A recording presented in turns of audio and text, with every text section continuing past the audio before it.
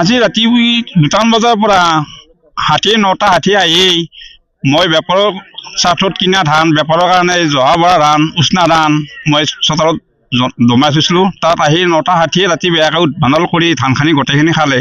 খাই লগতে বেহাৰ খেতি আলু খেতি বহুত কিবা কানি ক্ষতি কৰিলে। গতিকে সেই বন বিভাগৰ সুৰক্ষাসকলক ফৰেষ্টৰ বিভাগক অতি সোনকালে হাতীবোৰ খেদি নিবলৈ আমি অনুৰোধ জনাইছোঁ। আমাৰ ফালৰ পৰা উত্তৰ দিশৰ পৰা আহিছে, তামোলপুৰৰ পৰা এনেকৈ মাথৰি আহি এনেকৈ আহিছে। ৰেল লাইনটো প্ৰায় 50 মিটাৰমান কাষত আছে আৰু 50 মিটাৰমান ৰৈ আছে হাতীবিলাক। ৰেলত উঠি যাব, লগে লগে ৰেলত উঠি যাব। এইটো ভয়ানক সংঘৰ্ষ হৈ যাব আৰু আমাৰ তোমাৰ মানুহখিনি সঁচাকৈ বিৰাট ভয় হৈছে। সৰু ল'ৰা ছোৱালী থাকিব পৰা নাই, বহুত দূৰলৈকে গুচি গৈছে ঘৰৰ পৰা। তাৰমানে ৰাতিপুৱা 5টামান বজাৰ পৰা এই হাতীকেইটা তাৰমানে আমাৰ হাউৰি ৰাস্তাৰ ওচৰত গৈছিল।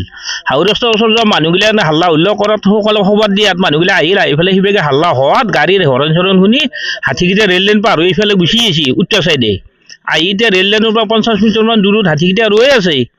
ইয়াৰে পৰা বন বিভাগৰ মানুহ আহিছে, আহি পেলাই এতিয়া যদি খেদি নিয়ে গম পায় তেতিয়াহ'লে ভাল হয়। ৰাজহ চক্ৰৰ পৰা আহিছোঁ, মই ফিল্ড অফিচাৰ হয়।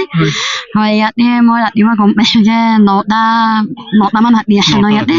হয়, এতিয়া এইখিনি আমাৰ ফৰেষ্ট ডিপাৰ্টমেণ্টৰ পৰা মই খবৰ লৈছিলোঁ, তেওঁলোকে খেদাৰ ব্যৱস্থা কৰিম বুলি কৈছে। এই অলপমান বোমা চমা কিবা আনিব দিছে। মোটামুটি 12টামান ষ্টাৰ্ট কৰিব, 11টা-12টামান।